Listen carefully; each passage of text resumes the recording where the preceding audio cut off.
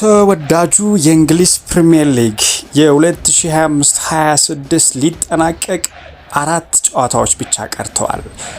በዚህ ሳምንት የዋንጫው ክብር ወይም የዋንጫው ባለቤት ወዴት እንደሆነ የሚጠቁሙ ጨዋታዎች የሚደረጉበት ሳምንት ላይ ደርሰናል። አርሰናል ከፉልሃም፣ ኤቨርተን ከሲቲ እንደዚሁም ታሪካዊ ባላንጣዎቹ ዩናይትድ እና ሊቨርፑልን በኦልድ ትራፎርድ የሚያደርጉት ጨዋታም ይጠበቃል። ላለመውረድ የሚጫወቱ ክለቦች ለዩሮፓ ሊግ እና ለሻምፒየንስ ሊግ የሚፋለሙ ክለቦች የሚታወቁበት ሳምንት ላይ እንገኛለን። አርሰናል ወይስ ማንቸስተር ሲቲ የዋንጫው አሸናፊ ይሆናሉ? ይህ ከነገ ጀምሮ በሚደረጉ ጨዋታዎች የሚለዩ ይሆናል። እንደተለመደው ሰብስክራይብ፣ ሼር እና ላይክ በማድረግ ይወዳጁን። እናመሰግናለን። ወደ መጀመሪያው ቀዳሚ መረጃችን እንውሰዳችሁ። የሳምንቱ የእንግሊዝ ፕሪሚየር ሊግ ተጠባቂ ጨዋታ ማንቸስተር ዩናይትድ በሜዳው ሊቨርፑልን የሚያስተናግድበት የሊጉ ዋንጫ መዳረሻ በመወሰን ረገድም ማንቸስተር ሲቲ ወደ ጉዲሰን አቅንቶ ኤቨርተን የሚገጥምበት ጨዋታ ትልቅ ትኩረት አግኝቷል። ይህ ጨዋታ ለሲቲ የዋንጫ ግስጋሴም ትልቅ ፈተና መሆኑን የቢቢሲው የእግር ኳስ ተንታኝ ክሪስ ሱተን ገምቷል። ሱተን ከነገ ጀምሮ የሚደረጉትን ጨዋታዎች ግምቱን አስቀምጧል። ኒውካስትል ከብራይተን የሚደረገው እጅግ የጨዋታ ውበት ይታይበታል ተብሎ የሚጠበቅ ጨዋታ ነው። ኒውካስትል በሊጉ ለመቆየት 2 ነጥቦች ያስፈልጉታል። ቡድኑ በሊጉ የሚያቆየውን በቂ ነጥቦች እንደሰበሰበ ይሰማል። ብራይተን 6ኛ ሆኖ በማጠናቀቅ በአውሮፓ መድረክ የመሳተፍ ትልቅ እድልም አለው። ዳኒ ዌልቤክ ጎል አስቆጥሮ ቡድኑ እንደሚያሸንፍ ገምታለሁ ሲል ክሪስ ሱተን ይህን ጨዋታ ብራይተን 2-1 ኒውካስትልን ያሸንፋል ሲል ግምቱን አስቀምጧል። የዋንጫው ባለቤት ወዴት እንደሆነ ሊያመላክት የሚል ሌላኛው ጨዋታ ደግሞ አርሰናል በሜዳው ፍላይ ኤምሬትስ ፉልሃምን የሚያስተናግድበት ጨዋታ ነው። መድፈኞቹ ከአትሌቲኮ ማድሪድ ጋር ከሚያደርጉት የሻምፒየንስ ሊግ የግማሽ ፍጻሜ የመልስ ጨዋታ በፊት ፊታቸውን ወደ ሊጉ ያዞራሉ። አርሰናል ጎሎች ማስቆጠር አለመቻሉ አሳሳቢ ነበረ ባለፉት ሳምንታት። ፉልሃም ለአውሮፓ መድረክ በመፎካከር ላይ ቢሆንም የአርሰናል ተከላካይ መስመር ጥንካሬ ግን ለድል ያበቃቸዋል ተብሎ አይታሰብም። ባለፈው ሳምንት በሜዳቸው ፉልሃሞች አስቶን ቪላን አስተናግደው 1-0 ማሸነፋቸው የሚታወስ ነው። ሆኖም ለዋንጫ ፉክክር የሚጫወተው አርሰናልን ያሸንፋሉ የሚል ግምት እንደሌለው ነው ክሪስ ሱተን የሚናገረው። በዚህም አርሰናል እንደ ሌሎቹ ጨዋታዎች አቅልሎ የሚገባ አይደለም። ጨዋታውም በሜዳው እንደማድረጉ መጠን 2-0 ያሸንፋል ሲል ሱተን አስቀምጧል። ወልቭስ ከሰንደርላንድ መውረዱን ያረጋገጠው ወልቭስ ሰንደርላንድን ይገጥማል። ሰንደርላንድ ባለፈው ሳምንት በፎረስት ከደረሰበት የሚያገግምበት ጨዋታ እንደሚሆንም ይገመታል። ወልቭስ በውድድሩ ዓመቱ ደካማ ሆኖ አሳልፏል፣ መውረዱን ማረጋግጧል። ይህንም ጨዋታ የሚያደርጉት በ3 ጨዋታዎች ተሸንፈው ብቻ ሳይሆን አንድም ጎል ሳያስቆጥሩ ነው። በዚህም ሰንደርላንድ ይህንም ጨዋታ 1-0 ያሸንፋል ሲል ሱተን ግምቱን አስቀምጧል።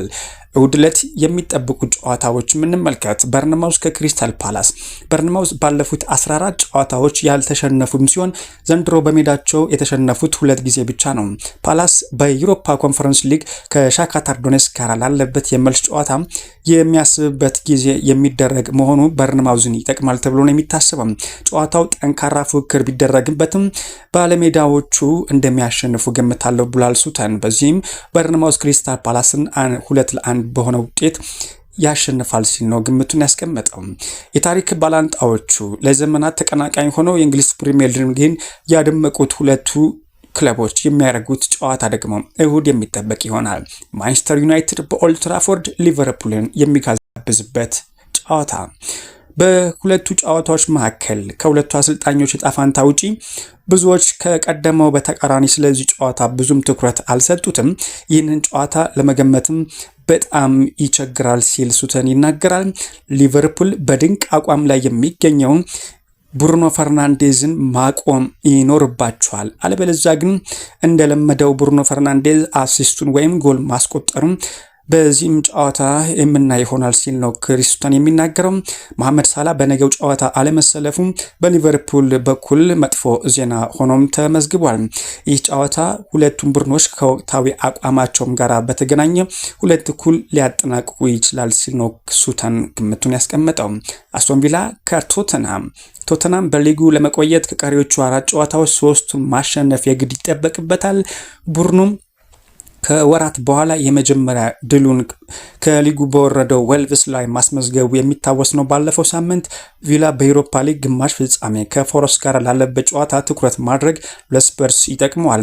ሆኖም ጨዋታው ቪላ አሸንፎ ስፐርስ ላይ ጫናው እንደሚያበረታም እገምታለሁ ሲል ነው እንግዲህ ሱተን ግምቱን ያስቀመጠው። በዚህም እንደለመደው አስቶን ቪላ በሜዳው ቶተናምን 2-0 ያሸንፋል ሲል ግምቱን አስቀምጧል። ያለፉት 5 እና 6 ጨዋታዎች በፕሪሚየር ሊጉ ማሸነፍ ያልቻሉት ቼልሲዎች በሜዳቸው ስታንፎርድ ብሪጅ ኖቲንጋም ፎረስትን ይጋብዛሉ። ኖቲንጋም ፎረስት የሰሞነኛው አቋሙ ጥሩ የሚባል ደረጃ ላይ ይገኛል። ኖቲንጋም ፎረስቶች በነገራችን ላይ ይህን ጨዋታ በሁለት ልብ ሆነው የሚያደርጉት ጨዋታ ነው።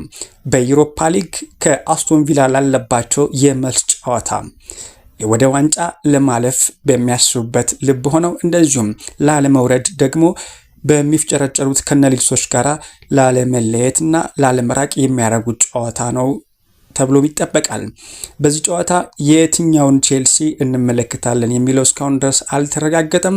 ቡድኑ በኤፍኤ ካፕ ግማሽ ፍጻሜ ሊድስ ሲያሸንፍ ጥሩ ቢንቀሳቀስም ከብራይተን ጋር የነበረው ቡድን ግን ደካማ ነበር ማለት ይቻላል። ፎረስት በበኩሉ ጥሩ አቋም ላይ መሆኑን እያሳየ ይገኛል። ሰሞኑ ቡድኑ በአውሮፓ መረቅ ጨዋታ ቢኖርበትም ክሪስ ውድ ጎል አስቆጥሮ ነጥብ ተጋርቶ ይወጣል ሲል ሱተን ግምቱን አስቀምጧል። ቼልሲ 1 ኖቲንግሃም ፎረስት 1-1 ጨዋታቸውን ይጨርሳሉ ሲል ክሪስ ሱተን ግምቱን አስቀምጧል።